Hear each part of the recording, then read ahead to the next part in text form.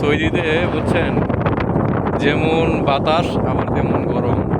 বাতাসটা মনে হয় শরীরের ভিতরে গরম লাগতেছে এরকম। আর এই যে এই পানি দেখতে পাচ্ছেন, এই পানি হচ্ছে বেঁচে থাকার একমাত্র সম্পদ।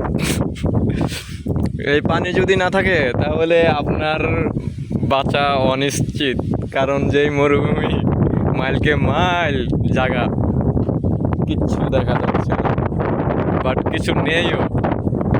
তো এই মরুভূমিতে যদি কাজে আসেন, অন্তত 2-4 বোতল পানি পকেটে রাখবেন। এই যে দেখেন, এই পকেটে আছে একটা, এই পকেটে দুইটা, এই যে এই পকেটে একটা দুইটা, সামনে এই যে বুকের পকেটে একটা, এই হাতে তিনটা।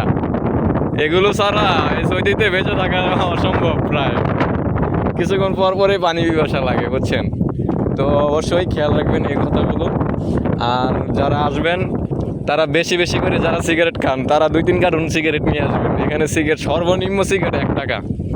এই সিগারেট আপনি কিনা খাইতে গেলে আপনার শরীরে বাঁধবে, এই জন্য সিগারেট খাওয়া বাদ দিছি।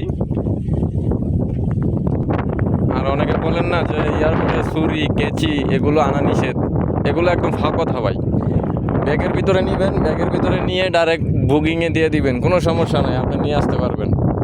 এগুলো আমরা এখন আইসা বুঝতে পারছি। আর বেশি বেশি করে সাবান নিয়ে আসবেন, এখানে প্রচুর দাম সাবানের।